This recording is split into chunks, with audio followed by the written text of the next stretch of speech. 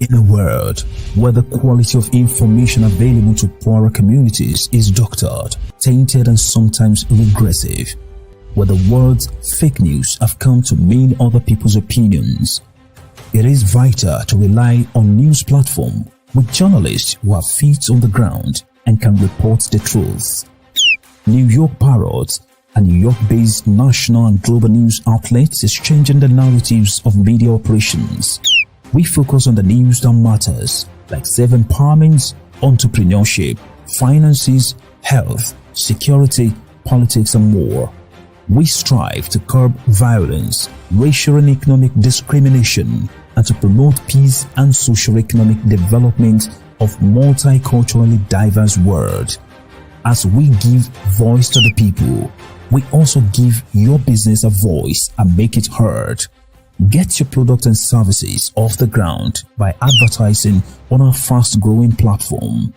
With so much of daily visits to New York Parrot, you can't afford to be invisible to prospective clients on the website they trust the most. Our posts reach millions of people across the New York State and around the world. Advertising on our news site will unlock an audience of thousands of potential customers on your doorstep. New York Parrot is born to prosperously speak tomorrow for the voiceless.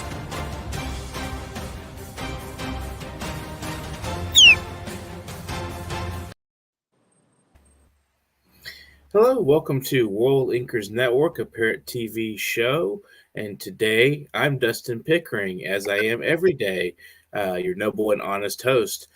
Today we have Amarachi. She is a chant performer, poet, broadcaster, mother tongue advocate, seeker, researcher, cultural anthropologist, and mentor of the Sound Your Gong program. Her core interests are indigenous language sustainability, culture curation, memory, and intangible heritage preservation. She has performed in Nigeria, Ghana, South Africa, the United Kingdom, where she completed a 4-month performance fellowship with the British Royal National Theatre, and many performances in the USA, one of which is Gendering Africa Symposium, an annual Africa Woman Conference at Columbia University. She was also selected in the selected act for the Performance Across Identities 2021 in the United States. Amarachi just completed a research, education, and interpretation fellowship and internship at the Frontier Culture Museum for the West Africa exhibit, Igbo Village in Staunton, Virginia, USA. She is a graduate student of Museum Studies and Cultural Heritage Preservation at Syracuse University, New York. Her poem, which is probably not going to pronounce this correctly, but I'm going to try, Onurayua, Immortality, was published in latest edition of the African Policy Journal, Harvard University. Amarachi has received several awards for her works, as well as featured in many media programs and publications. So welcome to the program, Amarachi. Quite an interesting resume. So it's nice to meet you, and I'm glad to have you on the program today. So thank you, Dustin. Just wonderful to talk to the performance artist as well. I find that poetry and performance, the original basis of poetry was oral presentation. So how do you feel about trying to combine the two? Do you feel there's a difference, or there's a similarities, or? No, you are very right. Just like you rightly noted, poetry and performance started orally, long in our culture for centuries and centuries before we were introduced to what we now know as page poetry or writing poetry and all those. So we are an oral people who transmit heritage, history, and our stories basically from generation to generation orally. So when you come to our typical indigenous communities, performance and oral presentation is part of our life, is who we are. We tell stories, we recite poetry, we perform, we have it embedded in our daily ways of life. So making theater and a lot of things that we see today where people go to a certain place to watch show. It was something you could be in your home and you have a show in your home, you have a theater in your home. So I think I would say I don't feel out of place. I actually feel in place. I actually feel real, original. I actually feel I am living out my original life, my identity, my culture, my heritage, as it is supposed to be, as that as everyone who actually grew up in that culture is supposed to naturally know how to transmit. So, what began your journey as performance and what a performance artist and poet? Was there a moment when you realized this is what you wanted to do, or is it something that kind of always sat with you? Yeah, I wouldn't say there was a moment. Honestly, I don't think a lot of people in the early years of their life know or knew that we are going to turn out to do what they later started doing in life. So I was born in a different part of Nigeria where I later came back to the East. And that was when UNESCO was talking about my language being endangered. And from the picture you were showing, this was when I started a campaign going from school to school, community to community, church to church, anywhere I could see people to campaign on the sustainability of the language and what it means for us to live in our own identity. Because there I was coming home to embrace all that it is to home. And then I came back to meet some kind of shockers where a lot of kids were no longer allowed to live in their original identity. They were no longer allowed to speak the language. So in trying to do that campaign, and the voice continued and the message continued to spread, somehow I started trying to write. Naturally, I wasn't really writing in the language. I started trying to write in different languages, like to write in Igbo and then to write in English to pass the message. And then one thing led to the other. I started performing. I never saw it coming. I don't know. I usually say my art chose me. And then because it's the kind of art that is seen as deposited in few people according to my culture. And so before I knew what was going on, I was performing, and the more I did it, the more my soul was open to it. So I was like this soul that was seeking and searching and finding and sharing. So I started enjoying it and I immersed myself in all of it. So before I knew what was going on, I was a full-blown artist. I was already in the media, also presenting some programs in the language, and I was going from state to state, place to place, and then suddenly became country to country performing in my own indigenous language. And soon I was called to come to the National Theatre, where I was for 5 months performing in my language. So it started and chose me, and I couldn't say no. And here we are today. Excellent. So, I mean, artists are typically, it feels like it's a kind of not so much a profession, but a calling, or almost like there's almost like a religious characteristic to it, in my opinion. So, what in your studies and in your activities, what have you found that the relationship between language and the preservation of culture is? So, language in itself is culture. We have a culture that you cannot see as complete without the language, because a lot of the parts of our culture is embedded in that language. For instance, when you look at our proverbs and our idiomatic expressions, even if you try to translate them to English language, they don't make sense, because you are just translating. And when you do that, you find out that, wait, what am I saying? Which is why you still find sometimes we write in the language and something, places like Facebook or some, try to translate it, and it completely doesn't make sense, because that is not, it is contextual. So when we are talking about squirrels and talking about tortoise and talking about sheep and goats in the proverb, it doesn't mean that when you just do direct translation, that is what it means. It's not understood in the literal sense. So language is that vehicle through which you can pass that culture from generation to generation. You cannot completely get a hold of that culture if you do not know the language, because the spirituality, the we have non-verbal communication too, that sometimes only the language would allow you to express that non-verbal aspect of it. So you cannot understand some of the things in the culture in English. It's like thinking in English and trying to understand it in English. It wouldn't make sense to you. So your spirit and soul will be it only when you understand the nitty-gritty of that language. You begin to understand the stories, the folk stories and the folk songs and all the history that is passed down, like in the kind of performance I do. It's something that it's not just speaking to your ears, it's speaking to your soul. And that will happen even though anybody could enjoy it and feel what I am performing, but to understand what the message being passed through each performance, which might not necessarily be in the wordings, it takes someone who understands the deeper aspect of the language.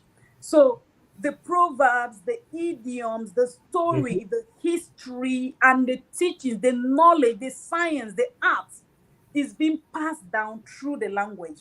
So it is a very important part of us. And when I started this campaign and going to communities and trying to collect memory, I call myself also a memory collector, to seek to find this culture and bring it together.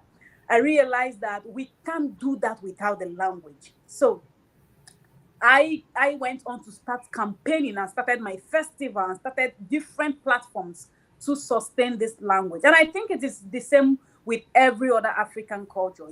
This language is something, a vehicle for us where we have all those secrets hidden.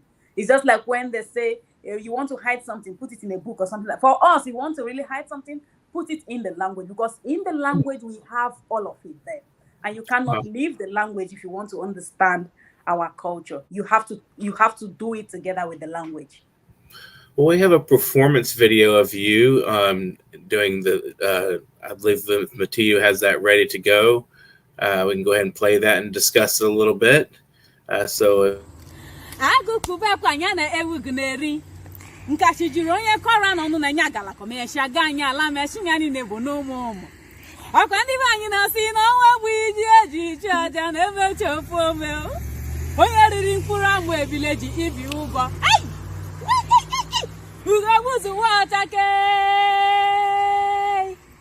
ugogbuzuwa ọchake mmiri ruchanụ ozo akụfechanụ adala ụwa. Nima ekele m unu ndị Igbo nọ n'Amerịka nwa dị ọra mma wuchiela ọ bụrụ na ha asụ Igbo ị ga-ebido ugbu a maka na nwa dị ọra mma sịrị gịnị na anyị ga na-asụ asụsụ Igbo maka na gịnị Igbo amaka Igbo dị ụtọ Igbo bụ dachi ekele m unu. I love the musicality there. That's really fun. It's catchy. I mean, I don't know what you're saying exactly, but there's a lot of rhythm and a lot of song, to that melody. There's like a melody. That was when I came to the US. That was last August when I had just arrived to the US to commence my graduate studies. So I stood in front of the school and I was performing and telling my people that I am here in America. And just in case your children are not speaking the language, I am here to continue the campaign. So just know that I am here. So this is just announcing my presence for you to be aware that I am here and I am going to continue the campaign. I am going to talk about the language. So it was just me having fun trying to tell my people that finally I'm here and we have to continue this talk. Excellent. So what are your plans in the United States to continue with your cultural heritage? Okay, so already I have been doing a lot. I just finished apart from being a graduate student, I came here to learn the techniques on how to curate memory, because this is something I have done for years. But because museum naturally wasn't supposed to be something that is part of us, museum started from colonization and the rest of it. So we don't have the culture as we should. So I came here to for a graduate studies in museum to learn the techniques of curation, especially as it relates to intangible heritage, which is what I do, the culture of the people.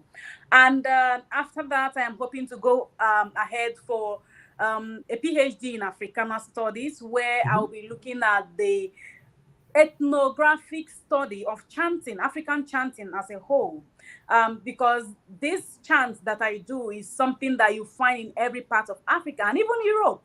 The other day in school, I was exploring a chant culture called Doina from Romania. So even in Europe, and then when you watch some of the classical movies today, you see chants being used. But when you come to the kind of the institutions, you don't see it being studied scholarly. So I intend to do that to give it its pride of place, because chanting is something that is a part of us and it is being used widely, but not just recognized widely. So I intend to do that. I just finished my internship in this last summer with Frontier Culture Museum. Frontier Culture Museum is in Stanton, Virginia. It's a museum that has, it's a living heritage museum where we have different exhibits of cultures and immigrations, but they did something about the Africa immigrants who were brought here forcefully through slavery. So in that place, they have a depiction of the Igbo village, what it was supposed to be in the 1700s. So I was there researching, presenting, documenting, teaching, sharing, and doing all I could to continue to spread this gospel of the culture in its real context. So I research because, again, because of experiences, the war and the religion and colonization, a lot of the aspect of our culture is being torn apart. So you see them in bits. So what I do, becoming a professional in this field, is to bring all those parts together and create a whole and go back to share back to the people and begin to a kind of network this indigenous knowledge in order to have a better society today.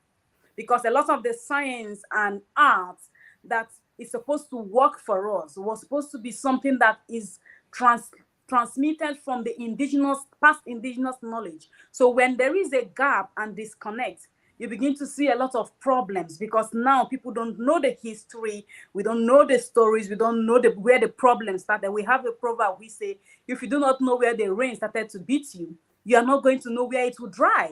So there is that disconnect. And what I am trying to do today as a professional is to make sure that I fill in that gap and begin to solve the societal problems. What is the role of literature in this endeavor? Do you have are you writing also and collecting, putting your work into books and so forth in written language as well? Yes. So previously in Nigeria, I had some smaller publications. I had a storybook which I called My Brother Dream before I went fully into the Igbo cultural industry. I have a small novella which is Tomorrow's Twist. Akụkọ ifo nne m ochie kọrọ m. I also have an English novella which is Tomorrow's Twist. So Akụkọ ifo nne m ochie kọrọ m is a collection of 4 short stories which I also use to represent the 4 market days and the 4 cardinal points as we know it in our culture, Eke Ori Afonkwo. I am also working on a collection of poetry book now, and I am also working on a children's book for people, families, and children who were born outside of Igbo land, basically, where parents are finding it difficult to explain to their children what their land look like. So I'm working on a book that will begin to connect those children back home, so that when they take that kind of book and read it, there is this curiosity to want to go home, because sometimes the children need to push the parents to take them home, because they wouldn't want to go home naturally if they don't see, there's nothing telling them this is what your home look like. So I'm working on all those, and like I said, continue to work on research and present in conferences and publish papers, and all that is what I am working. It's a lifetime career. It's not going to stop, because that is me. Right. That is who I am. So it's going to be something I continue to do. And also I take every medium I find to preach and the gospel. I speak anywhere, and I hope to continue to speak on different platforms like I did in Nigeria. So I need to go to UNESCO to also present, because they prescribe my language and I need to know where we are today. I also do something like a kind of public opinion and a kind of feedback, trying to evaluate even the works I have been doing and other people that are joining to do the work. What is going on? What is the level of the impact today? Which is something I do from time to time, including using social media. And I will tell you that there has been a huge progress so far. It's not been a waste. So because I see this, I evaluate and I see this feedback, I got trained. I continue to get trained and get better on how to evaluate, how to collect, how to curate, and how to continue to transmit knowledge, which so far I would say it's heading to a good direction. Yes, we have challenges sometimes in terms of funding, in terms of people actually embracing and understanding why you should be doing a work like this. Why are you not talking tech? Why are you not? But even in tech, you can transmit the language. Tech is just a tool, a platform, an industry where you transmit things, different types of knowledge. So I found one the other day called computational linguistics and all that. There's so many things you can do in tech, and why not language too? Why do we think that if you can use your phones and your laptops to type the language, that is tech you are doing there? So we're just going to continue to evaluate, and perhaps also sometime be able to attract the kind of funding that is needed, because what I do also, requires a lot of funding. You go into communities, you come up with a lot of projects, and sometimes you find out that whatever you save in your life is being used for those kind of community projects, which some people might see as, who sent you? Why are you, why are you trying to do this? Why are you doing this? It's not something that is that important. But then when you do it, they say, oh, thank you for doing it. We saw it's very important. You see, so it's just something that you continue to struggle and show the light and show that this is what it is. This is the feedback. This is why we are doing this. And until they begin continually to see that, a lot of people, it becomes difficult to really, bring them back to see the value and invest in the cultural promotion industry, because that is something that we find most challenging. We're going to take a brief break and we'll play one of your performances again. And let's watch this and see what everybody thinks. I come decorated in the patterns of the old, in the proverbial wisdom of my ancestors. I, a seeker, I, a messenger, and I, the message. We who cracked the mystery of how the river found its way into the bellies of the coconut to the heavens. We were queens, defenders of our lands, before history was thwarted to fit into the pages of the new narratives. Afamefula of the Enugu coal mine and Wanyeruwa of the Oloko women riot wouldn't have existed today, for we have been bruised and broken, as do the land suffer. And weep, for she yearns to be weeded and nurtured to flourish. Her children no longer have respect for her. Nsani is now the new norm.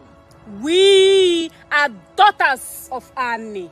Once upon a time, a finger raised on a daughter provoked the community to rise, for a sacrilege has been committed. But now, the communities take pride in trampling on their daughters, for they have been made to believe that their daughters are weak and fragile and less to participate in community development. For if only they know, Ogunangba, nwoke si nwoke emeghị nwaanyị emeghị nwoke nwaanyị anaghị eme taa nwaanyị bụ ife, nwaanyị bụ mmụọ ala. I came from the land of queens and kings, from my ancestors. had the philosophy of duality. For there is femininity in masculinity and masculinity in femininity. My ancestors knew that. When they said, nwoke di na nwaanyi, nwaanyi di na nwoke, ihe kwuru, ihe akwudobe ya, for what is and what is not are one. Anyu mitu ugbogoro, ugbogoro amita anyu. Umofia kwanyere agbala di na chielo ugwu. Eze nwaanyi ugwu na ndida. Kedu ka mmiri si wee baa n'opi ugbogoro? Ọ na-abụ enwe machariwa, ọ dị ka ukwu osisi anọghị ya nso ọ ga-emenwu ya, ọ tụrụ kpọkpọ, ejikwanụ ike ya atụkpọ osisi. Anyụ mitu ugbogoro, ugbogoro amita anyụ.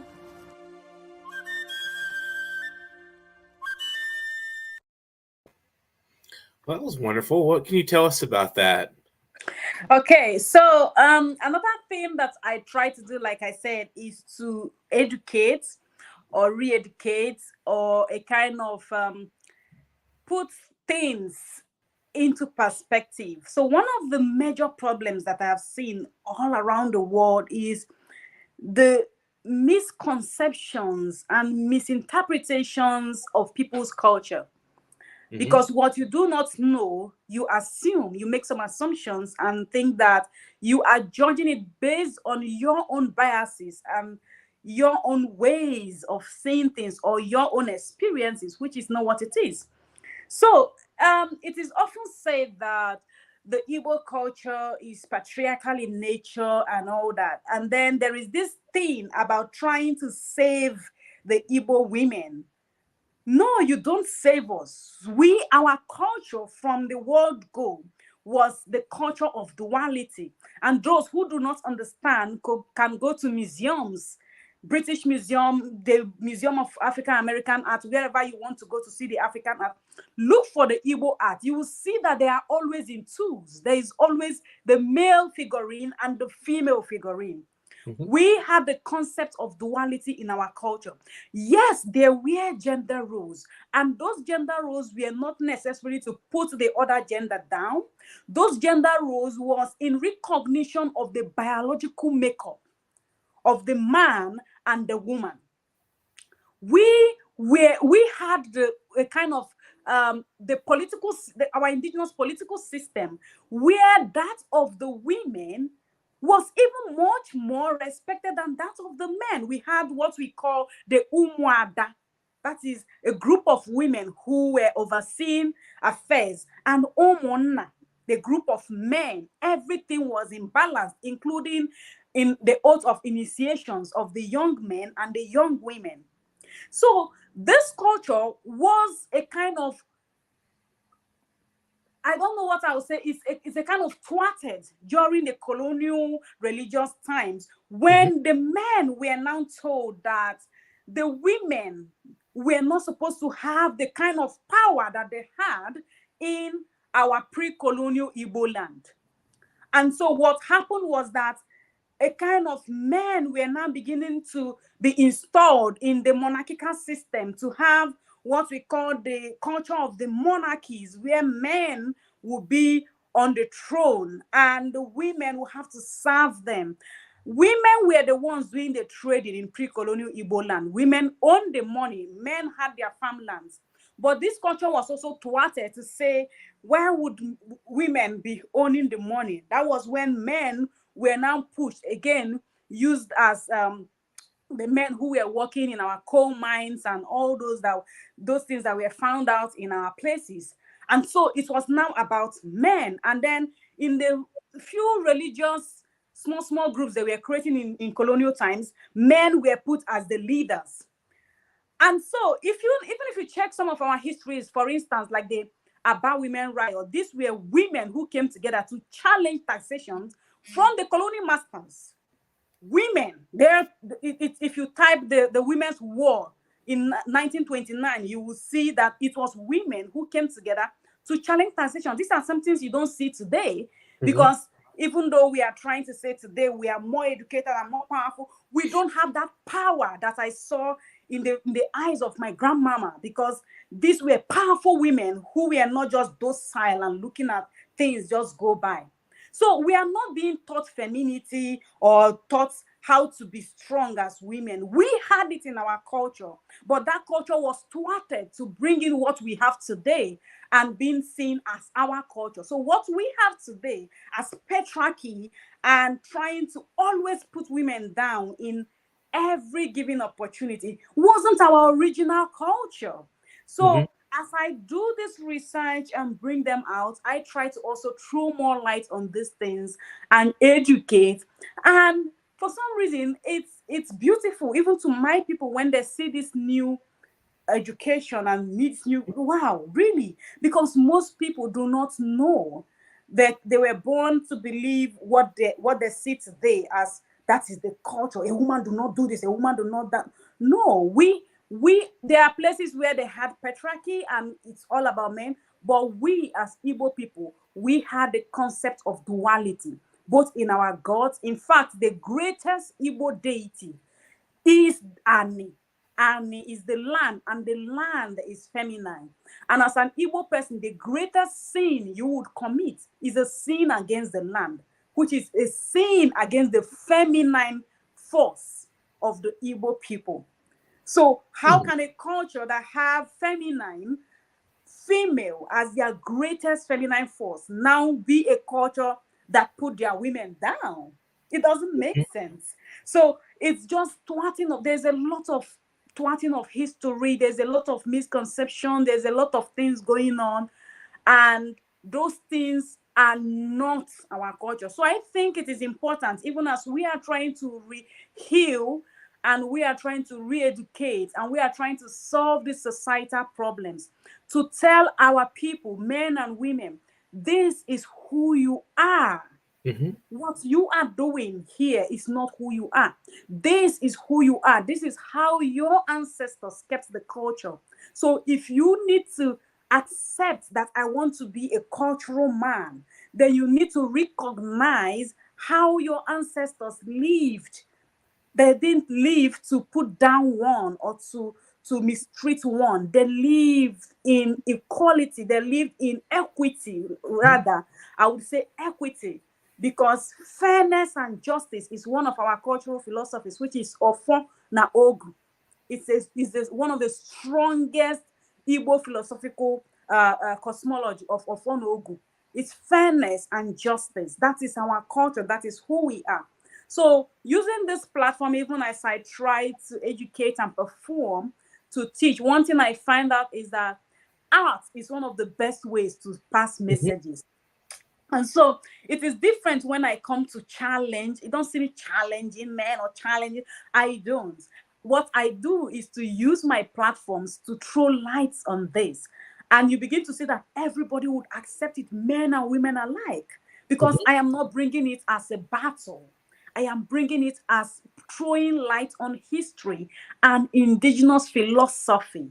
So in trying to make people understand our indigenous philosophy, you are educating, you are curating the intangible heritage, you are throwing light on your original culture. You are not in battle, because we can't do without ourselves. Men love women, women love men. It's just the way it is.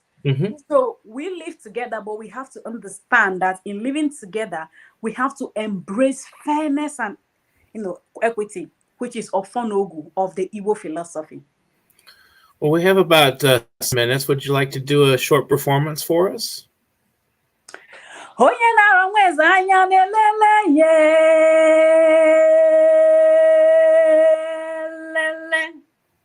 Ịchọ ịma ihe gburu ọjụ ịgawa n'ụzọ gaga n'ogu ma dịrị onye nọdebere ihe na-anụ ihe ọ na-akpọ ọja kpọlitere m mgbọrọgwụ ndị Igbo ala anyị elu ala ikuku ọkụ mmiri akwụrụ akwụ niile ugwu ndagwurugwu sokwa ya ala nna m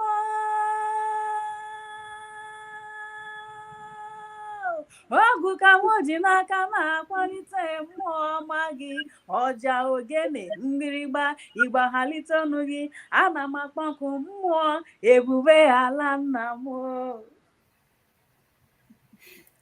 Thank you. So what words of wisdom would you like to leave our viewers with today?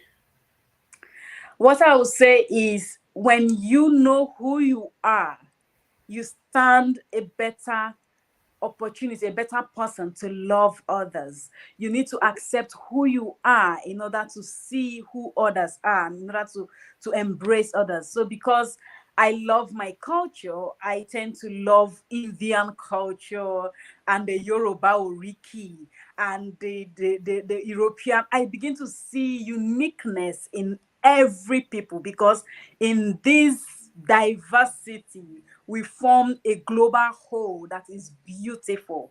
So accept who you are, and you'll be able to see who another person is and appreciate the person. Would you like to share any shout outs or thank yous to supporters, family, friends, anybody out there you want to say hello to at the end of the program today? Yes, ndị Igbo ekele mụ n'ukelechi unike kelechi unike ọ bụ nwanne unu Amarachi Attamah na-ekele asịrị m imeno. This is me saying hello to my people wherever they are, and to my supporters, to the encouragers, to people who made it possible, to you and to MUTIU who brought me to this show. I am saying thank you, because platforms like these is what we need to continue to spread this gospel and to go about this industry, this message, this calling to continue the work. So I am saying thank you for all the platforms that I continue to be called to perform. Thank you to my professors in Syracuse University. Thank you all to those who are watching, to the viewers, and please give your feedback. I would like to read that. Absolutely. Leave some comments out there if to our viewers out there who are watching today. When you go back and watch the program, leave some comments on our YouTube and tell us what you think and what your reflections are on what was said and the performances and so forth. And thank you again, Amarachi. It was really nice talking to you. Thank you so much. Excellent. So you've been watching World Inkers Network, and I'm Dustin Pickering. If you want to donate to our program to help us continue to make this available, we would love to have some donations at paypal.me/nyparrot. That's paypal.me/nyparrot. And that will be our donation box for the program and for other endeavors we're working on. We have several books out if you want to buy them to support us as well. We'll have Troy Camplin's 2 wonderful collections of poetry coming out this month. And we have Vandana Kumar's book coming out next month. Keep a lookout for that. And we have the wonderful Albanian anthology, The New Condemned, that just came out. That's over, I believe, 200 pages of wonderful poetry. If you want to pick that up, I think it's $16 on Amazon. And that'll be a wonderful way to support our endeavors as well. So if you don't want to just throw money at us and buy our stuff, get some things for your donations. So thanks for watching today, and subscribe to our channel. And if you want to be on the program, take a look at the banner at the bottom here, the ticker. It says, if you're a writer and wish to be featured on the show, send your bio and samples of your work to publication.worldinkers@gmail.com. And be sure to include that dot between publication and World Inkers. Sometimes that confuses people and they don't see the dot. I want to just make sure that everyone recognizes that that's a small dot, but it's a big deal. So be sure to keep that in there in that email when you send to us. Otherwise, we won't get it. And thanks for watching today. Subscribe to our channel. And you've been watching World Inkers Network, a Parrot TV show. Leave some comments for us and have a great afternoon. And do you know that there is a publishing company that wants to make life easier for you as a writer? This publishing company is called World Inkers Printing and Publishing. We publish in all different languages, and we're looking for writers of all genres, all formats. We're looking for scholars, ghostwriters, playwrights, poets, short fiction, novelists, you name it. We're looking for anybody who is interested in writing and the craft of writing to be in touch with us. You can reach us at info.worldinkers@gmail.com. With World Inkers Printing and Publishing, you do not require a lot of money to publish with us. Contact us today at info.worldinkers@gmail.com. Become a winner with other authors at World Inkers Printing and Publishing. Give us a shot. We will surely finish you.